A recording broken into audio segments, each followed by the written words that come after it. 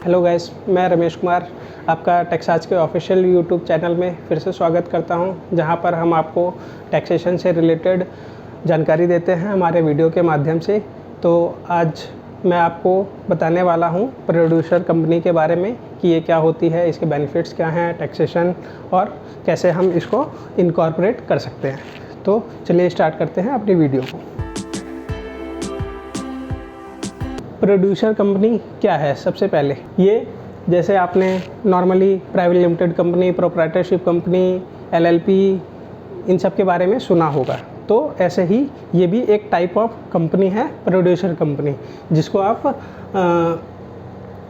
1956 act में registered कर सकते हैं, जैसे कि आप प्राइवेट लिमिटेड कंपनी या ओपीसी रजिस्टर्ड करते हैं नॉर्मली।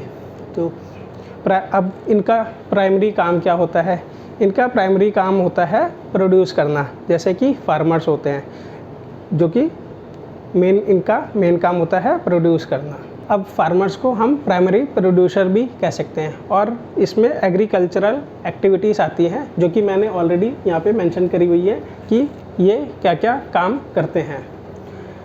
हार्वेस्टिंग हो गया, प्रोडक्शन हो गया, ग्रेडिंग हो गया, पूलिंग हो गया, handling, marketing, technical services, consultation और ट्रेनिंग और रिसर्च, जो भी ये सारे काम करते हैं, ये सारे रहते हैं प्रोडक्शन से रिलेटेड। मतलब आप कोई भी चीज़ को प्रोड्यूस कर रहे हो। अब ये कंपनी बनाने के लिए हमें क्या क्या रिक्वायरमेंट रहती है?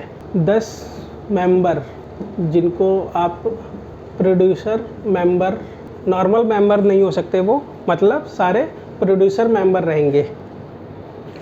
10 मेंबर की रिक्वायरमेंट रहती है। सेकंड, 2 इंस्टीट्यूट, ये भी प्रोड्यूसर टीम होनी चाहिए, मतलब जिनका मेन काम प्रोड्यूस करना है। तो ये 2 मिल करके, या तो ये एक कंडीशन हो गई, ये 10 मेंबर्स की रिक्वायरमेंट है, या फिर 2 इंस्टीट्यूट की रिक्वायरमेंट है, या थर्ड, इन दोनों के कॉम्बिनेशन से हम प्रोड्यूसर कंपनी इनकॉर्पोरेट कर सकते हैं। अब इसकी क्या क्या रिक्वायरमेंट्स हैं? अगर आप इसको इनकॉर्पोरेट करना चाहते हैं तो इसके लिए क्या क्या आपको रिक्वायरमेंट रहेगी? सबसे पहले आपको मेंबर्स, जैसा कि मैंने आपको यहाँ बताया, 10 प्रोड्यूसर मेंबर या 2 इंस्टीट्यूट या इन दोनों के कॉम्बिनेशन की रिक्वायरमेंट होगी। डायरेक्टर्स होते हैं मिनिमम 5, मैक्सिमम 15, ये हो गया। सेकंड, कैपिटल की रिक्वायरमेंट कितनी है? अब कैपिटल की रिक्वायरमेंट होती है मिनिमम 5 लाख। अब ये सारे चीज़ें आपके पास अरेंज हो गए।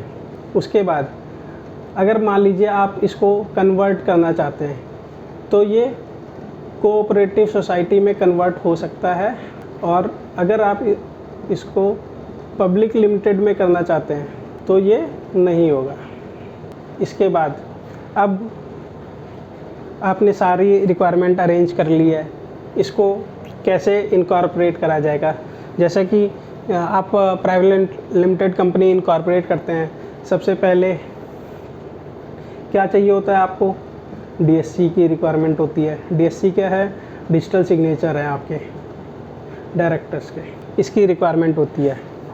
सेकंड, जो भी डायरेक्टर हैं उनके डिन अप्लाई होते हैं।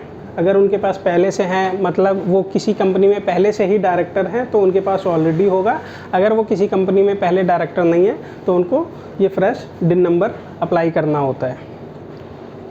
थर्ड, उसके बाद आप कोई नेम सेलेक्ट करेंगे अपनी कंपनी का। नेम के लिए हमें फाइल करना होता है रन। इसमें क्या होता है, आपको एमसीए की फ़ीस पे करके आप अपना नाम रिज़र्व करते हैं कि हमें ये नाम अवेलेबल है या नहीं है, और अगर अवेलेबल है तो एमसीए आपको अपडेट करता है कि हाँ ये नाम अभी अवेलेबल है और आप इसको रख सकते हैं। जैसा कि आप जानते हैं कि ओपीसी में वर्ड ओपीसी यूज़ होता है, प्राइवेट लिमिटेड कंपनी में प्राइवेट लिमिटेड यूज़ होता है, तो ऐसे ही प्रोड्यूसर कंपनी में नाम के पीछे आपका प्रोड्यूसर कंपनी लिख करके आएगा। मतलब जो भी आप नाम रखेंगे XYZ,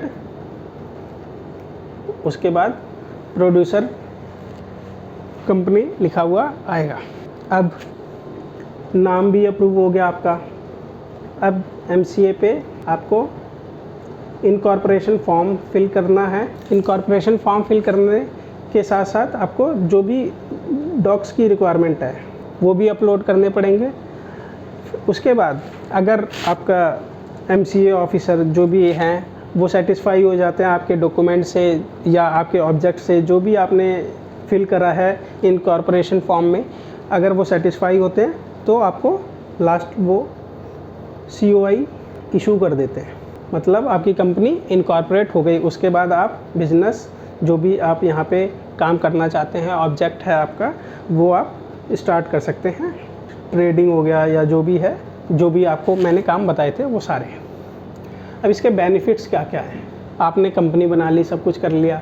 सबसे पहले जो भी यहाँ पे प्रोड्यूसर कोई भी आपने काम करा प्रोडक्शन से, उससे जो भी इनकम होती है वो सारी जितने भी मेंबर हैं, मतलब मान लीजिए आपने 10 मेंबर है, 10 में से 2 बंदों ने मिल कर के कोई काम करा और उससे जो भी इनकम जनरेट हुआ, तो वो इनकम इन 2 मेंबर में प्रोपोर्शनेट में बटेगी। ये कौन करेगा? ये करेंगे आपके बोर्ड ऑफ डायरेक्टर्स। अब ये कैसे कैसे हो सकता है? ये आपको 3 तरीके से दे सकते हैं। या तो आपको देंगे कैश में बेनिफिट दे सकते हैं, या इन काइंड दे सकते हैं, या आपके जो भी शेयर्स है उसके थ्रू दे सकते हैं। आपका शेयर्स में इशू कर देंगे आपको बेनिफिट। सेकंड है, इनको बोनस भी दिया जाएगा। किस रेशियो में? उसी रेशियो में जितना इनके पास इन्होंने अपना फंड्स अवेलेबल है, मतलब इन्होंने अपना फंड्स लगाए हुए हैं बिजनेस के अंदर। थर्ड, अब आप कोई भी मेंबर है उनको लोन की रिक्वायरमेंट पड़ी तो मैक्सिमम 7 ईयर्स के लिए लोन दे सकते हैं, मतलब विदिन 7 ईयर्स लोन रीपे करना होगा। फोर्थ, क्रेडिट फैसिलिटी, ये कितने टाइम के लिए रहती है? ये 6 ईयर्स के लिए है। और इसका क्रेडिट तभी दिया जाएगा जब आप कोई जो भी आप काम कर रहे हैं वो प्रोडक्शन से रिलेटेड रहेगा, मतलब आप अपने पर्सनल एक्सपेंस के लिए यूज़ करना चाहते हैं तो इसके लिए ये एलिजिबल नहीं होगा। आपको प्रोडक्शन से रिलेटेड कोई काम करना होगा तो आपको क्रेडिट फैसिलिटी मिलेगी। अब लास्ट, इसका टैक्स बेनिफिट क्या है? टैक्स बेनिफिट जैसा कि मैंने बताया ये सारा एग्रीकल्चर से रिलेटेड है, तो लोगों को लगता है कि एग्रीकल्चर इनकम सारी एग्जम्प्ट होती है, जबकि ऐसा नहीं है। मैं आपको एग्जांपल के थ्रू बताता हूँ। मान लीजिए आप टी लीफ का प्रोडक्शन करते हैं, तो ऑनलाइन ये 100% टैक्स फ्री है, पर आप इसी टी लीफ को प्रोसेस करके आप टी पैकेट बना रहे हैं, मतलब जो मार्केट में नॉर्मली टी अवेलेबल्स होती हैं वो बना रहे हैं, तो अब क्या रहेगा? इसका 60% एग्जम्प्ट हो जाएगा, 40% टैक्सेबल हो जाएगा as per agriculture income act के अकॉर्डिंग। तो होपफुली मेरे द्वारा दी गई जानकारी आपको अच्छी लगी हो, समझ में आई हो। इससे रिलेटेड कोई भी क्वेरी रहती है तो आप हमें वीडियो में कमेंट कर सकते हैं, हम आपका जवाब ज़रूर देंगे। और हमारी वीडियो को लाइक करें, शेयर करें ताकि, और बेल आइकन को दबाएं ताकि हमारी वीडियो सबसे पहले आप तक पहुंचे और हमारे लीगल अपडेट्स आपको मिलते रहें। Thank you.